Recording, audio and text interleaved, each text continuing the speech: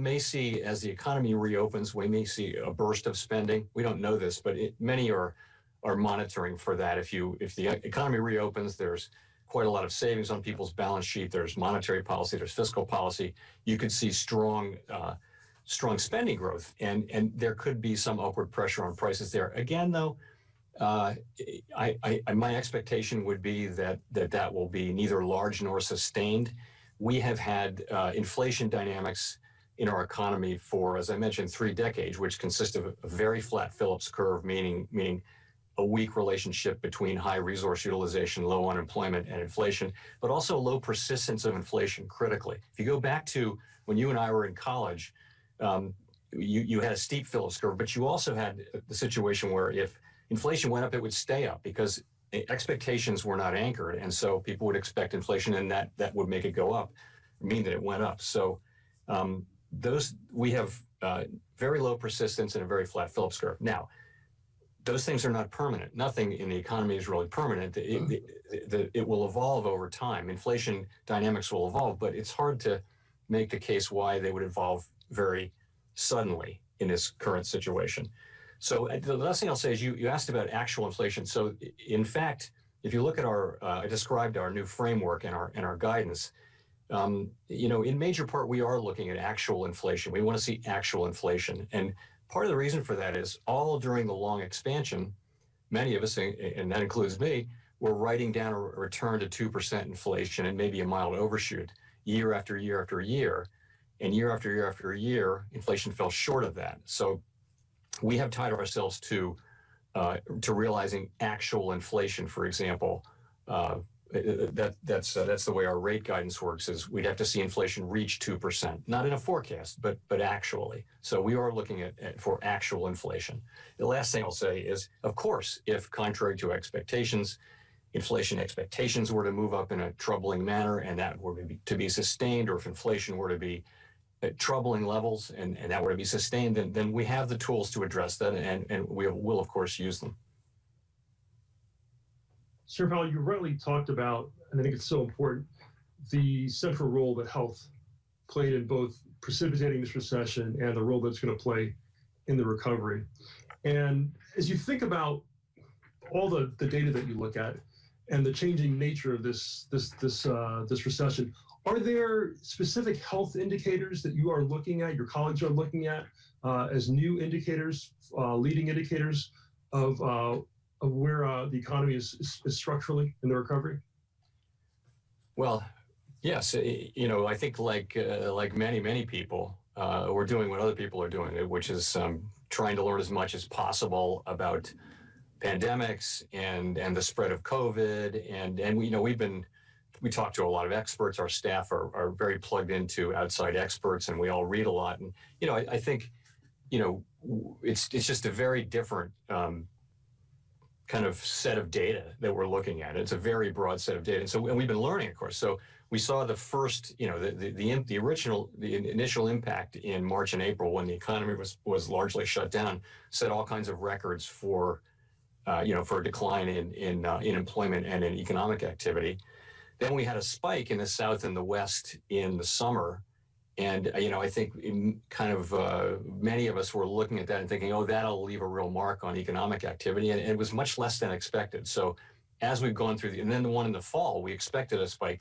The spike in the winter, fall, the late fall and winter has been very, very large. Of course, once again, big parts of the economy have just performed pretty well through that. If you look back at jobs have continued to be created in goods manufacturing and in many service areas. Of course, the places that are really directly affected by COVID are those that require people to gather together closely, travel, entertainment, leisure, hotels, all those things. And they are very strongly affected by it. So the last thing is, so what we all love to do is read enough that we could actually look ahead and say, we know when herd immunity is going to get here. And the truth is, that's not really something that any of us can do. The experts that we talk to will always say, it depends. It's highly uncertain. So what we have in effect is a base case, which is fairly positive. And that is that we do reach herd immunity sometime in the middle of the year, and the economy performs quite well in the second half of the year.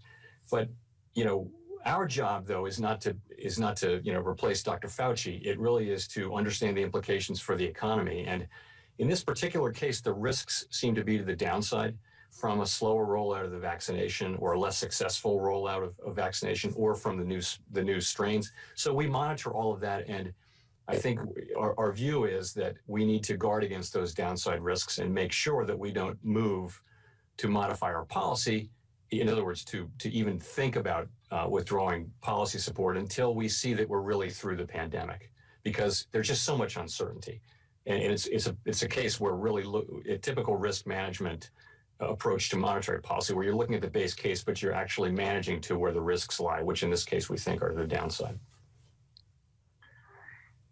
I agree with you that fiscal policy has been incredibly important over the past 6-9 months. And appropriately so, it's been very active. But as a result of active fiscal policy, the federal government debt is now reaching historic highs as a percentage of GDP. Somewhat paradoxically, though, the budgetary cost of debt service is not high at all by historical standards, thanks to historically low interest rates. And that sort of brings me to the question, which is, might the impact of higher interest rates on the federal budget enter into the Fed's thinking about how quickly and how much to raise interest rates as the economy recovers? So the answer to that is clearly no. We're a long way from the situation where we would have to take into account the question of the federal government's ability to finance itself. That's in no way where we are. We set and we will continue to set our monetary policy stance to best achieve maximum employment and price stability. Federal budgetary issues do not enter and do not play a role in our deliberations at all. As a completely separate matter, and so that's my answer to your question. As a completely separate matter, the U.S. federal budget is not on a fiscally sustainable path. That's been the case for a long time, and it's certainly the case now. That's different from saying that the level of debt is unsustainable. It's clearly not. As you mentioned, you've got low interest rates. My own view is fiscal authorities will need to return to this question, and the time to do that, though, is not now, when the economy is weak, when we have 10 million people unemployed, and it's just not the right time to be focused on addressing those issues. That time is when the economy is strong, unemployment is low, taxes are rolling in. That time will come, but I would say it's not now. Chair Powell, one of the things that we've learned over the last decade is that the Fed has more tools at its disposal than the textbooks originally taught us.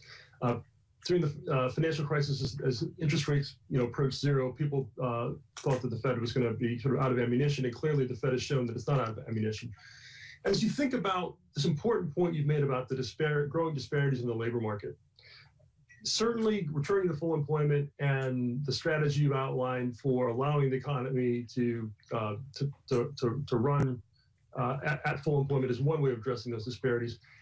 Is there thinking within the Fed about tools that are clearly within your mandate that are sort of more creative, if you will, that will help you think about ways in which to more directly, if you will, address these disparity issues, other than the blunt instrument of just the federal funds rate?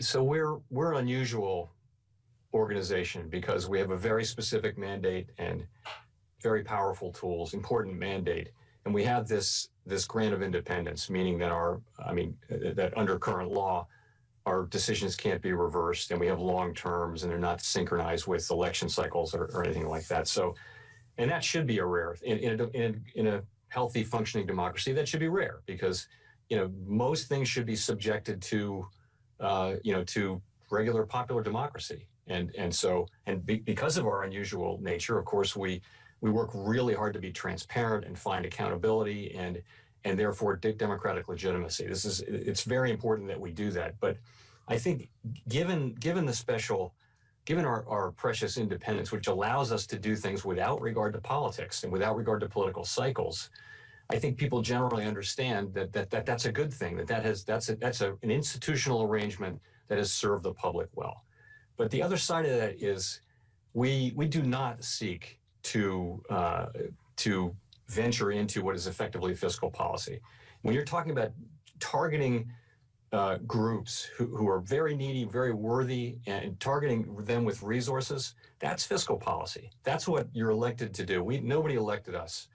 And so I feel like it's very important that we stick to our assignment from Congress: maximum employment, price stability. Well, of course, we're also involved in bank regulation, the payment system, and other things.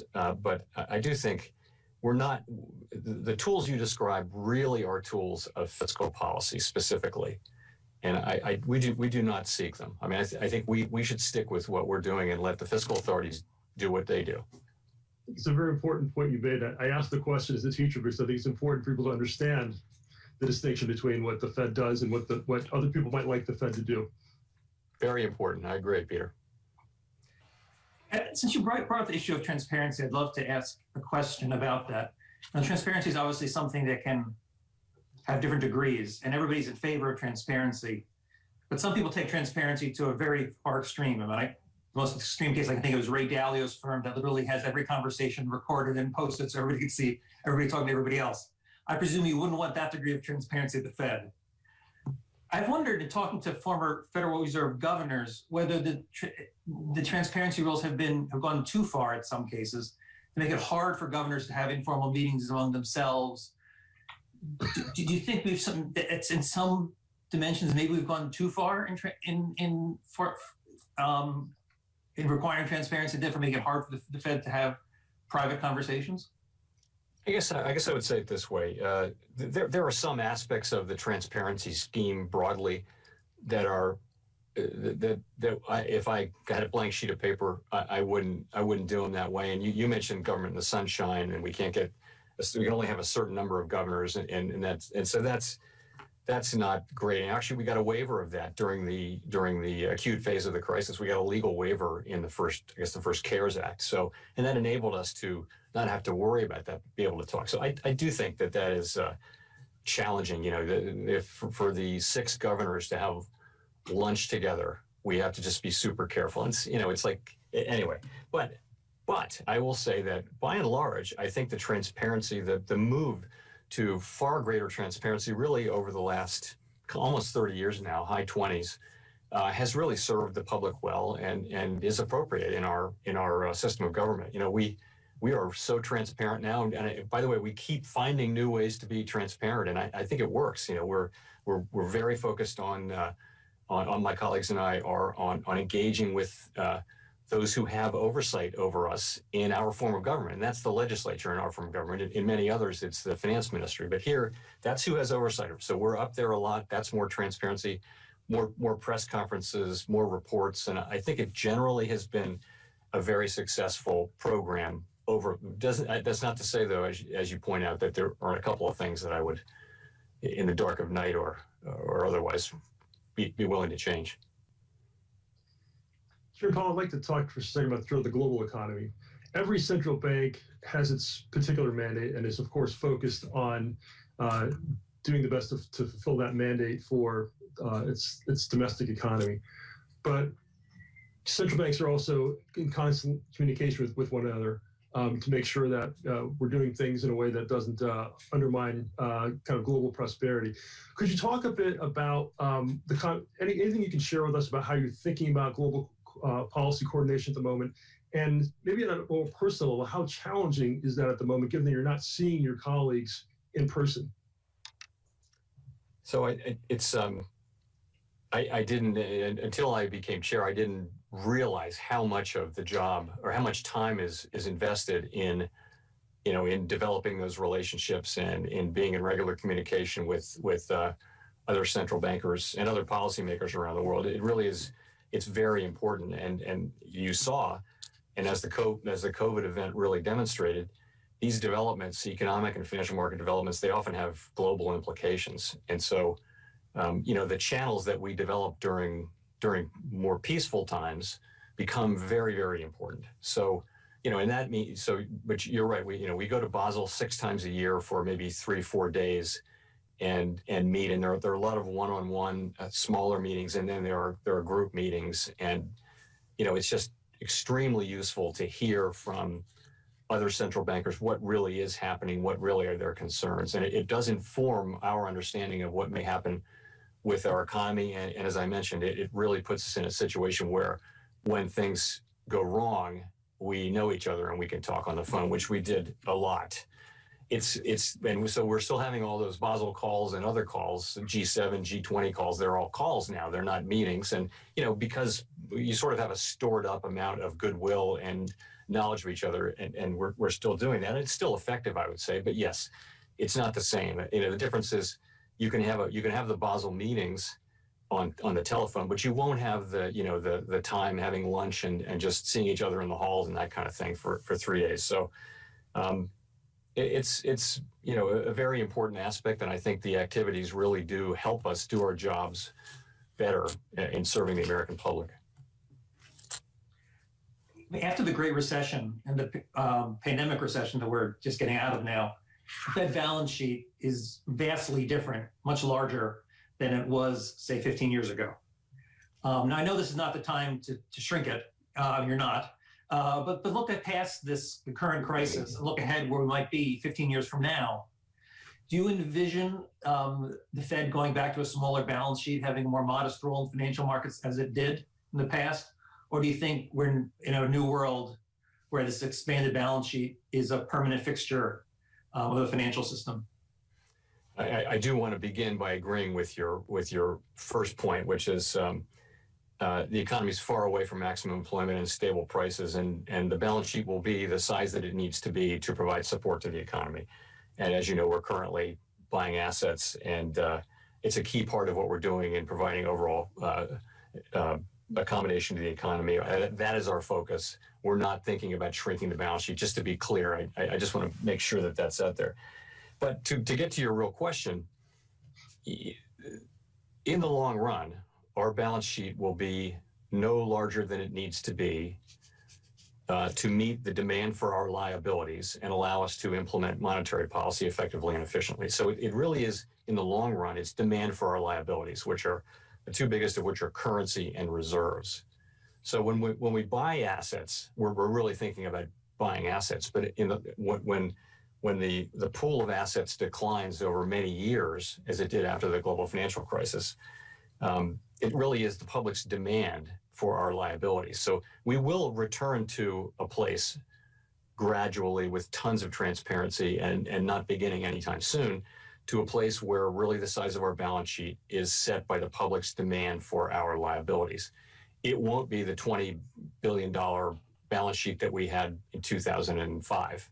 It won't, and that partly is just that growth of demand for currency has been surprisingly high at a time when in many other parts of the world, people are declining to use currency.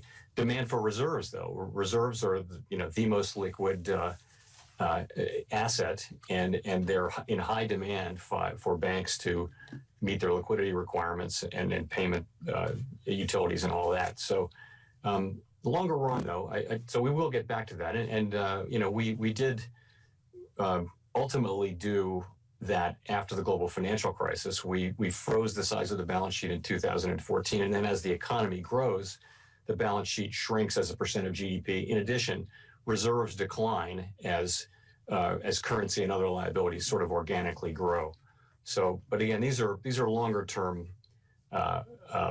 So the answer to your question is yes, with a long explanation, I would say. I want to come back to a point that you briefly alluded to in your remarks today, and alluded and mentioned a bit more a couple of years ago in Jackson Hole about the natural rate of interest. And of course, as you pointed out, we're a long way away from full employment. But as you and your colleagues think about the longer term and think about where the natural rate of interest is, where financially determined interest rates are, and in some sense, the underlying rate of return on capital in the economy. One of the things that's been, I think, a bit puzzling has been why we haven't had much of an investment recovery as we would have had in the past, given these levels of interest rates. And obviously, there's a pandemic, there's a financial crisis. But I'm just wondering whether you and your colleagues have thought a bit more about the long-term outlook for real investment, and what role that will play in particular as you think about these labor market issues that you talked about. Yeah, so actually, in the last, the last part of the recovery year, over the last few months, we've actually seen a nice bounce in investment, equipment and intangibles, and of course residential, and not so much in structures. Mm-hmm. But you've seen a strong bounce, in investment, which is nice because it's it's important in driving productivity over time. There is as you know, there's a school of thought that that the requirements for investment that will be less, and that's one of the reasons why the rate is so low. Mm-hmm. That you're balancing savings and investment, and to the extent the extent investment is low, that the rate on savings is going to have to be lower. The interest rate will be lower, neutral rate of interest. So. That's a longer term question and a very good one. As as the things we're investing in weigh less and maybe cost less, and technology advances, it does have implications for lower and lower interest rates, and I think we're experiencing some of that now. Over the past dozen years or so, the Fed and the Treasury have worked very closely together to support the economy, largely productively, I think. And now we have a Treasury Secretary that's a former Fed chair, which is an unusual circumstance. So I was wondering how you think about that. Do you think this is going to mean we're going to have continued collaboration, higher collaboration between the Fed and Treasury than we've had maybe historically? Is there any risk that that collaboration could threaten Fed independence? Or maybe the fact that there was a former Fed chair as Treasury Secretary will bolster Fed independence, because I'm sure Janet's a big believer in it. Maybe she'll help protect the Fed if there's any political pressure. So I was wondering how you sort of think about the Fed-Treasury relationship in this current environment. Yeah, so I guess I'd start with the fact that these are long-time institutional relationships, and we have different authorities and different roles, and I would say institutionally there's great respect for those differences on both sides. And that's a pre-existing state of affairs. In addition, it's the case that finance ministries and central banks have ongoing communication, and in some cases collaboration in particular circumstances around the world on an ongoing basis. And it hasn't at all amounted to any kind of a threat to Fed independence. And it becomes much more important during times of crisis. And in particular, this, in the global financial crisis, the Fed used our emergency 13.3 lending authority to very successful effect. And then Dodd-Frank, in the aftermath, changed the law so that any facility started under that emergency lending authority needs the approval of the Treasury Secretary. I think that's good government. That's basically putting the elected branch of the government in a position of accountability for these truly extraordinary circumstances and the actions that are taken. In any case, it's the law. And I think we worked very successfully under that new legal structure. And I think as long as those powers are really reserved for unusual circumstances like that, I don't really see a threat to Fed independence. I mean, my own experience is that basically the idea that a central bank needs a degree of independence from the political process, from election cycles, is very well understood and widely agreed to on both sides of the aisle, on both sides of the hill. And it's rare to find someone who doesn't actually get that. And this doesn't mean that the Fed won't come under a lot of criticism during difficult economic times and things like that. That will happen. But ultimately, I think it's an institutional arrangement that has served the public well, and I think that's well understood. And I certainly expect that will continue to be the case in the current administration. One of the nice things about these events is we get questions from members ahead of time. And I'd like to ask you a question that was sent in by a member. As as President Williams mentioned, we have a number of students in the audience. And one of the members wrote in and asked, you've had this incredibly distinguished career, and you've had a chance to see lots of different kinds of people, policymakers, business people. The question is, my son, says the member, is in college and is studying business and economics. What advice do you have, Chairman Powell, a young person studying business and economics who wants to be an economist in the future? What have you seen that you'd share? Interesting question. Pretty broad. So I would just say this. I can only speak from my own experience, and that is I wanted to have a career that involved. I grew up in Washington D.C. Right, and my family was not at all connected to the big political doings or anything like that, but they were around, and that was happening around us. And so I wanted to have a private sector, mostly private sector career, but I wanted to serve in the government and serve the public at different intervals and frankly, the two people that I thought of were George Shultz, who just passed away at age 100, and Cyrus Vance, who is another one he was a lawyer in New York. He was Secretary of State. So I thought that was a great career model. And by some amazing quirk, that's kind of what happened for me, and I would just say that's a the United States system is very unusual in that it welcomes people from the private sector openly to come in and serve and then go back to their lives.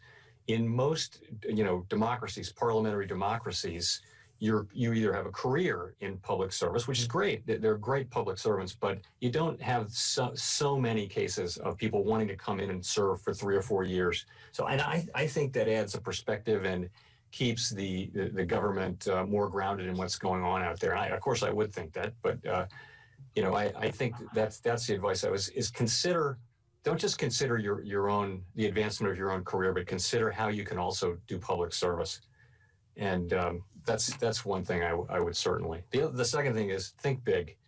I would say people, looking back at the 45 plus years since I graduated from college, the opportunities, the things that were happening, people are walking by me on the Princeton campus, Meg Whitman, Jeff Bezos, they thought big. I mean, so those were, those were people. They were there after I was. But think big. Big things can happen. Big things are possible. Good advice. Okay, so that question motivates my next one. So let's think big. Let's imagine that your next job is not Fed chair, but as a member of Congress. Would there be a particular issue you would want to champion? Are there things big problems out there that we aren't addressing as a nation that you think are high priorities that we should be focused on? I'm going to transcend the current pandemic because we all agree that getting vaccines out there and getting people healthy again is job one. But sort of let's put ourselves ahead 6 months, assuming where we have herd immunity and we're getting back on track. What are sort of the big challenges as a nation that you think our leaders, broadly speaking, not just monetary policy leaders, but broadly speaking, should be focused on? I think there are a lot of them, but one I will mention that connects more to our work here is just, and this is also in my speech. It would be great if we had a national strategy to have the U.S. to make the U.S. economy as big and as the prosperity that the United States economy has as broadly shared as possible, and to have that economy be as big as it can possibly be. In other words, the productive capacity of the economy. So part of that is investing in the labor force. Part of it is having, a tax code and regulatory policy that promotes growth. Growth is what enables incomes to rise generation upon generation. And we want growth to be high. We also want it to be very widely spread. So that, and it's people come to Washington, they work on all these hot political issues, but we don't take a step back and say, okay, what is the supply side strategy that we need as a country to maximize the potential growth of the United States economy, and also the distribution of that, the more broadly inclusive prosperity. So those are the things I would really want to work on if I were an elected representative. Some of those things. If I could just follow up on that, I think it's really interesting your point about productivity. As you've had a chance to observe lots and lots of data, hear lots and lots of conversations amongst your colleagues about the various things that are driving productivity or not driving productivity, as the case may be, are there things that stand out in your mind as either for you particularly or amongst your colleagues more generally that are bottlenecks to achieving that kind of long-run productivity growth that you're talking about that we need to drive sustained prosperity? Well, I mean, we no longer have a lot of, or have a much smaller program for basic research in the federal government. A lot of the basic research we were doing in wartime and during the space programs, it actually wound up benefiting the country a lot. I am a believer in, a fairly well-known model of which is the sort of skill-biased technological change model. Two of Greg's colleagues at Harvard wrote the book, The Race Between Education and Technology. And I think there's a lot in that. In other words, what evolving technology wants is it wants people with skills and aptitudes to operate it and benefit from it. And if those people are there, then you can have a rising tide that lifts all boats. You can have rapidly evolving technology and actually declining inequality. And we had that for many years, but U.S. educational attainment plateaued relative to those of our peers. And I think that explains lower growth, explains lower productivity, also explains just maldistribution of income. So because you have people who really haven't had much in the way of real wage increases since I graduated from college 45 years ago. And you have others whose income, their place in the income spectrum at the high end has gone up by 500%. And I think that is one of the basic explanations, is that our educational system has not kept up with the needs of a technologically advancing economy. And if it does that, then you can have more prosperity. It can be more broadly shared. One last question before I turn it back over to John Williams. Is your job fun? Yes, it is. I love my job. And, it's a chance to do work that I think helps people. I have great colleagues, and and the subject matter is endlessly interesting and important. And I really do enjoy the work. Well, thank you, Chairman Powell. Thank you, Chairman. Thanks, John. Thanks, Greg. Thanks, Peter. Hey, well, thanks, Jay, both for the speech and a very insightful discussion on a wide range of issues. And I really liked the last question. But the other thing, and thanks, Peter and Greg. I love the fact that we get questions from the students. And I know, Greg, you've invited your students to watch this event. I think this has been like a great classroom to see, how Chair Powell, you view the economy, think about policy, think about the Fed independence, and so many other, really important topics. So again, thanks to every one of you for participating in today's event. Now, it is my job in the last minute or two to mention that we've got more great events lined up. We encourage you to both attend and invite guests to these events. So on Friday, we got Peter Orszag, Bob Rubin, and Joe Stiglitz, speaking about their recent work. On February 17th, we have Mark Tessier-Levine, the president of Stanford University, and then staying on the West Coast for a few weeks. On March 2nd, we have Mary Daly, president and CEO of the Federal Reserve Bank of San Francisco. And then we're going to come back towards the East Coast, and we're going to have Citi CEO Jane Fraser and GM CEO